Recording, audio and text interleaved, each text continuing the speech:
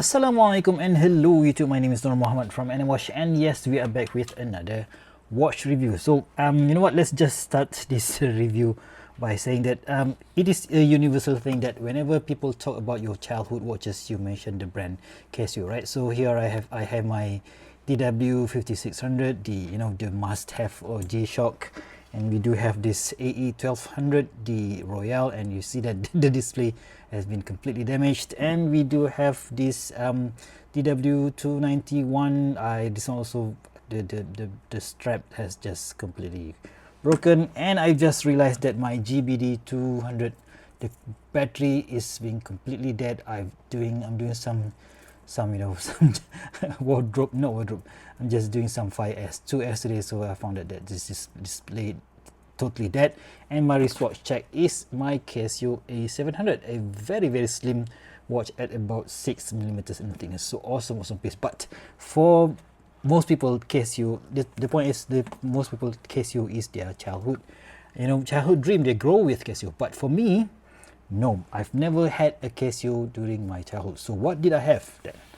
Right, bring in the Q&Q. Let's cue the intro.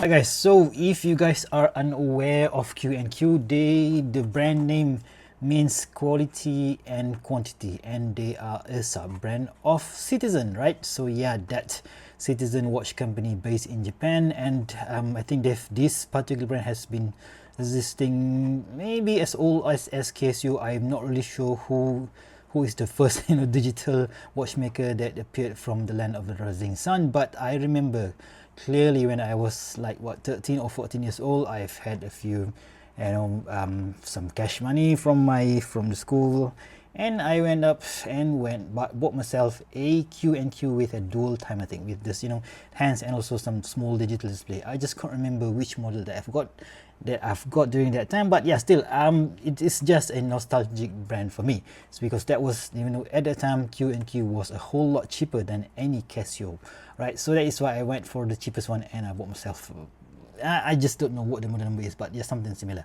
Okay, so when I saw a few listings on Lazada, or was it on Shopee, and mentioned this particular model, I really wanted to get it, because I wanted to compare it with this particular Casio Royale. So let's just unbox it, right? So this is the, can I call this Q&Q Royale? So yeah, that is why I mentioned that this is something similar to the Casio Royale. So we'll get to the model number later on.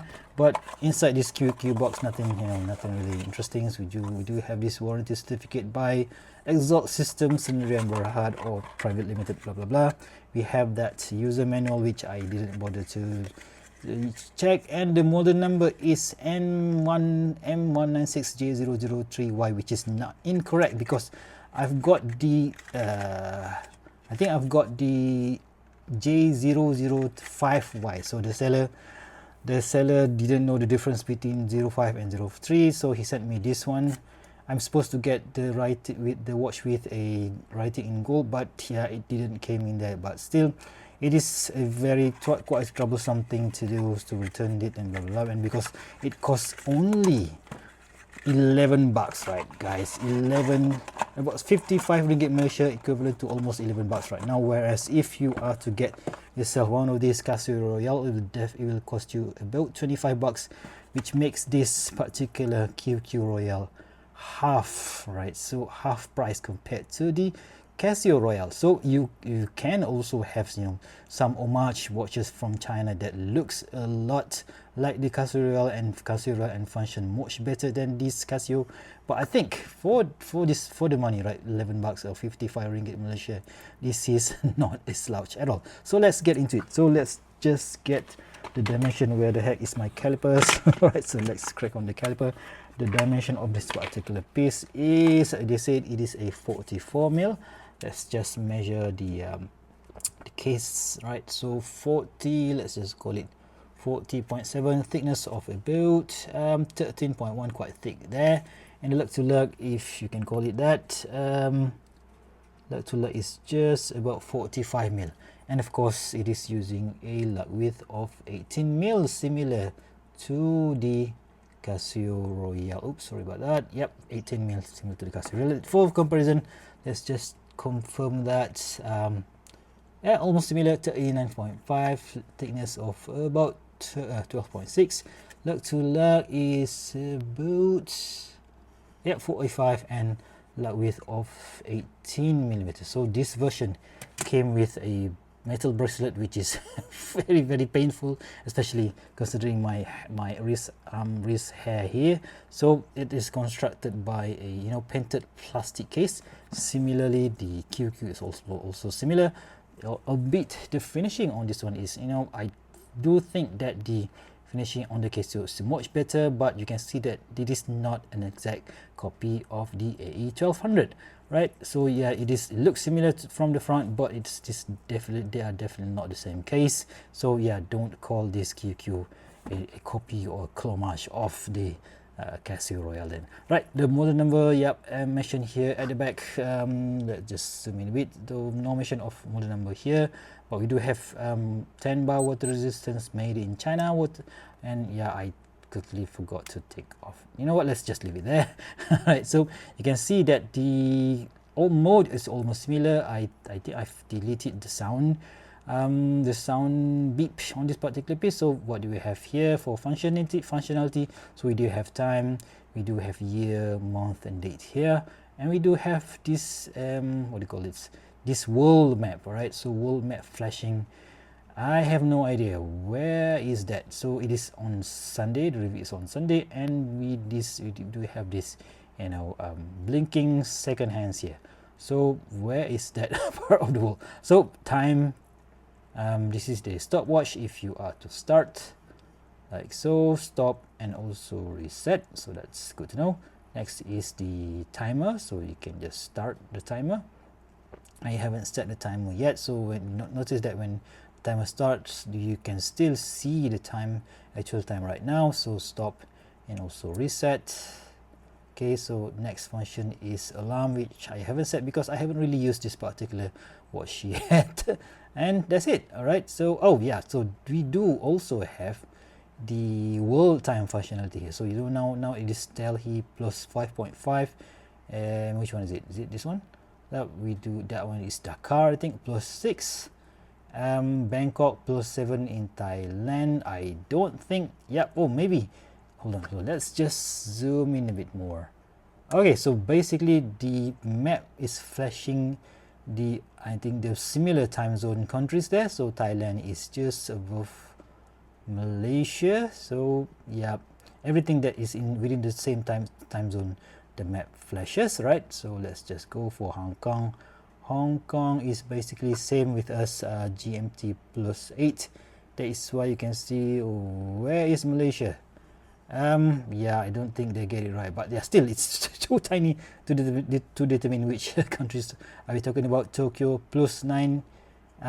Tokyo, Japan is somewhere around, oh my god, it's so tiny, somewhere around here, that little tiny island there, but the map is blinking, the countries which is in similar time zone, so that's cool. And Adelaide down there in Australia, and Sydney, yep, somewhere around that. So yeah, kind of cool, but it's just for just for sure, right? So when we are in the normal time zone, not normal, on the home time here, if I press this one, I can see Tokyo. So basically almost similar functionality to the Casio Royale. I can set up until 4 countries, I think, 4 time zones. I think Tokyo I've set to Tokyo plus 9. Yeah, that's it. All right. Oh, just one. So yeah, I always have counterparts of partners of friends in Japan, so that is why I set it to that particular to the Japan time, right? So build construction, other than this painted plastic case, we do have this, what is it, maybe this black injected resin here with this printed world time lights, stop and start and stop in very light silver, and the QQ branding is on the top, right? Yep. it's always, I will do a comparison with a much proper Casio AE1200, because yeah, this one is definitely, you know, completely destroyed by my son. Right, so let's talk about the stock straps. So we do, I think the material on here is a some sort of a PU plastic. It's very stiff, very uncomfortable to wear. And yeah, nothing new. You do have this brush buckle with this brush finishing here.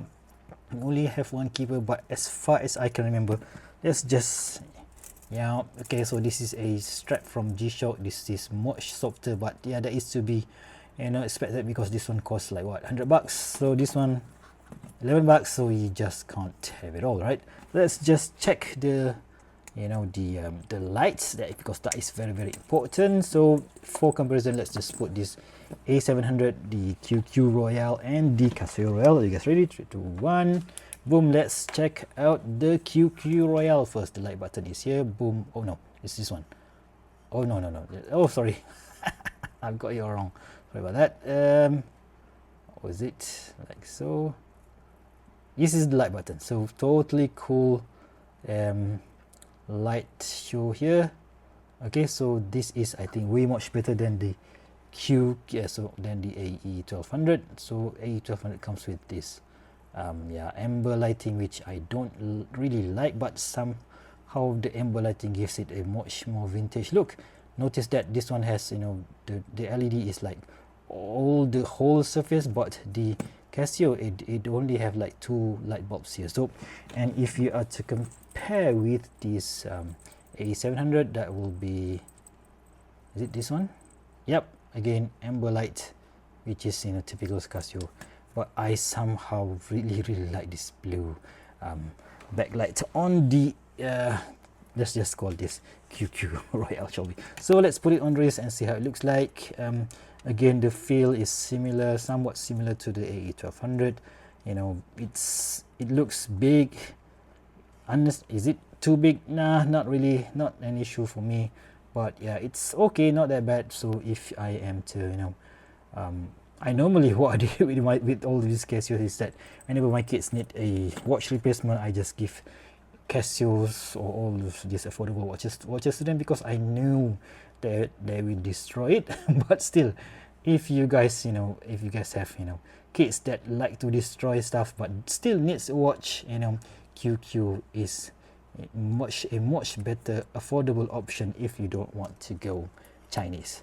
Right, so there you have it, guys. I will of course do a full review comparing this particular Q&Q Royale with the Casio AE1200. It's just that I just couldn't find the only one working Casio Royale just yet, and I will be doing some strap fashion show, because I do have an adapter for this particular 18mm lug width watch. So if you guys like to know anything about this particular watch, so please do let me know in the comment section below. If you guys like this video, please give me a big thumbs up, and if you want to see more future video reviews such as this one, please go ahead and subscribe to my channel. Until next time, I'll see you soon.